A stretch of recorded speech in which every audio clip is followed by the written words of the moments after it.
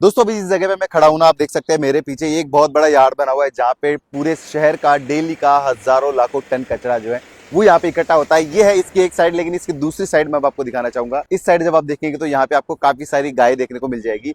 अब हमारे देश में जिस गाय को माता माना जाता है वो गाय हमारे देश में अपना जो डेली का खाना है, अपना भोजन है, वो किस तरीके से करती है वो आज हम आपको दिखाने वाले हैं। यहाँ पे आप देख सकते हैं ये जो गाय है बहुत सारी संख्या में यहाँ पे है। आज तो वैसे काफी कम है, वैसे मैं कई बार यहाँ पे मैंने देखा है कि लगभग 200-300 गायें भी यहाँ पे इकट्ठी हो जाती हैं। उस साइड भी काफी सारी गायें हैं। अब गाइस ये तो सिर्फ मेरे एक शहर की बात है जहाँ पे इस तरह की हालत है। अब पूरे, अगर मैं जयपुर में हूँ तो जयपुर में क्या हालत, पता नहीं कितनी गायें होंगी। राजस्थान में, अगर पूरे इंडिया में देखे तो ऐसी हजारों करोड़ों की संख्या में जो गायें हैं वो अपना जो खाना है वो हर दिन इसी तरह से खाती हैं। और ना जाने कितनी जो गायें हैं वो तड़प तड़प के मर जाती हैं पॉलीथीन, थैलियां वगैरह ये सब खा के। तो आज मैं आपको दिखाने वाला हूँ कि ये जो गाय है, जिस गाय को हमारे देश में माता का दर्जा दिया गया है, उस गाय की क्या हालत है और वो गाय हर दिन अपना खाना किस तरह से खाती है। चलिए देखते हैं।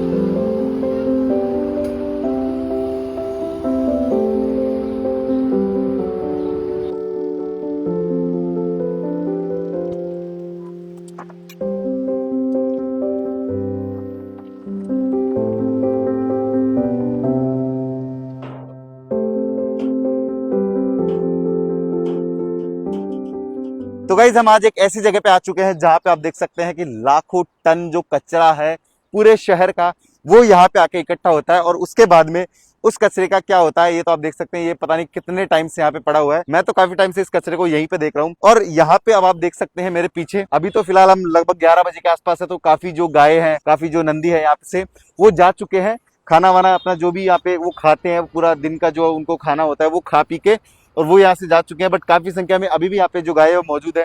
अब आप मेरे पास में देख सकते हैं छोटा जो गाय है, छोटी सी गाय, वो हमारे पास में बैठी है। अब ये छोटी सी गाय आप देख सकते हैं अपना जो भी खाना वाना इसको खाना होता है कचरे में, जो भी पॉलीथीन थैलियां वगैरह वो सारी खा पी के यहाँ पे ये बैठ चुकी है। और अब हम देखते हैं कि किस तरीके से ये अपना सारे दिन का जो भोजन है वो किस तरीके से करते हैं। पास में बिल्कुल चल के दिखाएंगे। वैसे मैं मास्क लगा रखा हूँ क्योंकि यहाँ पे इतनी ज्यादा स्मेल है ना गाइस की यहाँ पे सर्वाइव करना बहुत मुश्किल है। सो देखते हैं, हम फील करते हैं कि पास में जाके किस तरीके का इनको हर दिन ये जो खाना है इनका वो ये खाते हैं और किस तरीके से ये अपना रूटीन जो है वो हर दिन बिताते हैं ऐसी जगह पे। तो यहाँ पे कुछ नंदी महाराज हैं, ये नंदी महाराज बैठे हैं जो अपना खाना वाना खा के बैठ चुके हैं। गाइज यहाँ पे लिटरली सरवाइव करना तो ना इंसानों की तो बस की बात ही नहीं है। अब मुझे ऐसा लग रहा है कि शायद मैं ज्यादा आगे नहीं जा पाऊंगा क्योंकि आगे गीला कचरा है तो उसमें शायद पैर रखना भी थोड़ा मुश्किल हो जाएगा। इससे ज्यादा आगे तो हम क्या ही जाएंगे। अब आप देख सकते हैं यहाँ पे काफी सारी गाय हैं, काफी सारा जो कचरा है वो अभी थोड़ी देर पहले यहाँ पे आके इकट्ठा हुआ है।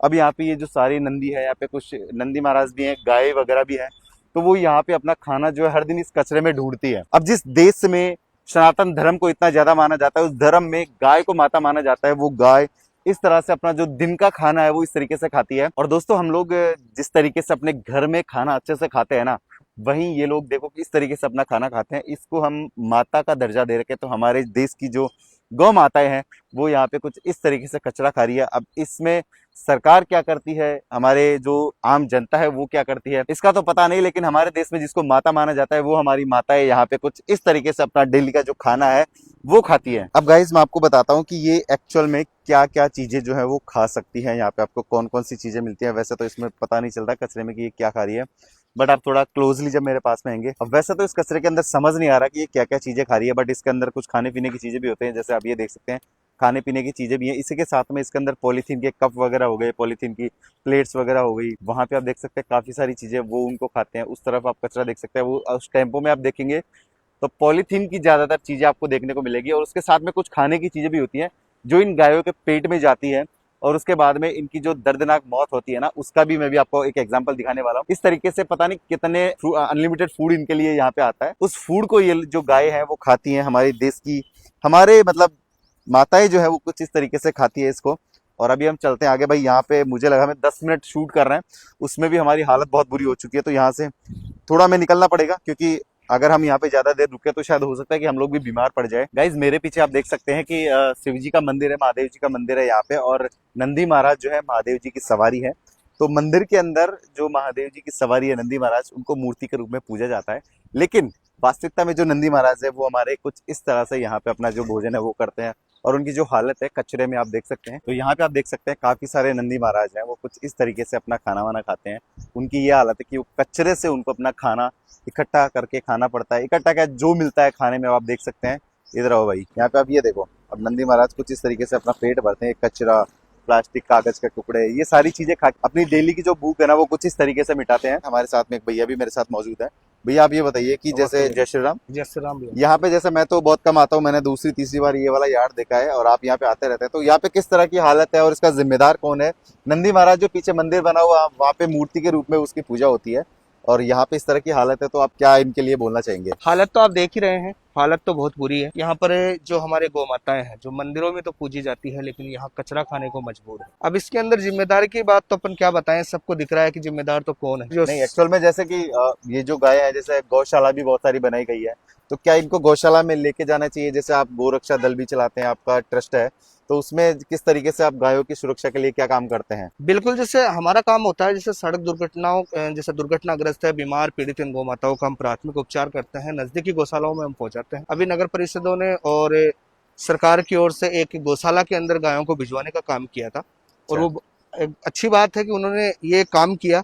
लेकिन मैं बताना चाहूंगा कि जी ये गौ माताएं हैं, अगर इनकी यहाँ पे कचरा डलता है तो यहाँ पर जैसे आपको बैरिगेट वगैरह सरकार लगाए, या इस कचरे का एक अलग से कोई प्रावधान उसके किया लिए जाए। कोई काम नहीं करती यहाँ पे जो नगर परिषद है, नगर वैसा मेरे को तो नजर आया नहीं, जो आप देख सकते हो ना कि मैं ऐसे मैं तो अभी बोलूंगा मैंने इस बार आज तो देख रहा हूँ तो 10-15-20 गाय हैं, बट मैं अभी 1 से 2 दिन पहले जब यहाँ से गुजर रहा था हाईवे से, तो मैंने देखा लगभग 100 से ज्यादा गाय है। ये पूरा जो यार्ड है उधर तक भरा हुआ था, और अभी तो अपन 11-12 बज रहे हैं, तो काफी गाय जो है वो खा पी के निकल भी लेती हैं।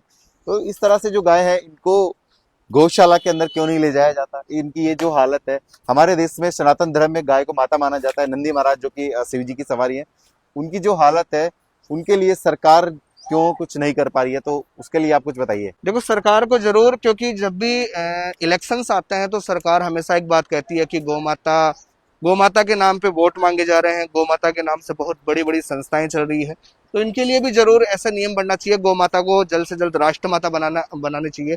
मैं हमेशा मैं भी सोशल मीडिया पे आग्रह करता हूँ कि गौ माता को राष्ट्रमाता का दर्जा मिलना चाहिए। और बट इन इस गौ तरीके माताओं की कंडीशन में राष्ट्र माता बनाना, पहले तो हमने ऑलरेडी माता बना रखा है, लेकिन उसके बावजूद ये हालत है, तो और उसके बाद में जब राष्ट्र माता बनाएंगे तो क्या इनकी हालत सुधर सकती है, ऐसा आपको लगता है? देखो, अगर जब तक अपना सिस्टम और हम सब नहीं सुधरेंगे ना, जब तक तो शायद ये पॉसिबल नहीं है। मतलब सबको मिलके इसका सबको प्रयास करना मिलके पड़ेगा, हम सब सिस्टम भी, पे ही नहीं छोड़ सकते हम। केवल सिस्टम पे नहीं, हम सबको भी जागरूक होना पड़ेगा।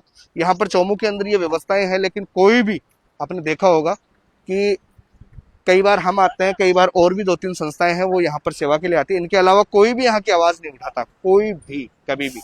ये तो चौमू की हालत है, पूरे भारत में पूरे ऐसा भारत पता में नहीं तो ना जाने करोड़ों गायें होंगी, कई करोड़ों अरबों की लाखों संख्या में। करोड़ों गायें हैं जो इस प्रकार से कचरा खा के वो मजबूर है, जीवन जीने को मजबूर है। तो गाइज, हमारे देश में जो गायों की यह हालत है, इसके ऊपर सरकार को भी काम करना चाहिए, क्योंकि सरकार हमेशा ये कहती है कि गाय हमारी इष्ट माता है, तो ना जाने हमारे देश में कितनी गायें जो है वो डेली की काटी जाती है, मारी जाती है, और उसी के साथ में बहुत सी गायें जो ऐसी हैं वो कुछ इस तरीके से उनकी मौत होती है जिसके बारे में कोई भी बात नहीं करता है। तो हम सबको मिलकर इसके खिलाफ जो है आवाज उठानी चाहिए, सरकार को इसके खिलाफ कोई ना कोई कदम उठाना चाहिए। इसी तरह के और भी सामाजिक मुद्दे मैं आपके साथ लेके आता रहूंगा, तो आरजे संजय के फेसबुक पेज को और इंस्टाग्राम पेज को और यूट्यूब पे जाके आप अभी कभी फॉलो कर लीजिएगा। मिलते हैं अगले वीडियो में, तब तक के लिए बाय बाय, जय हिंद, जय भारत।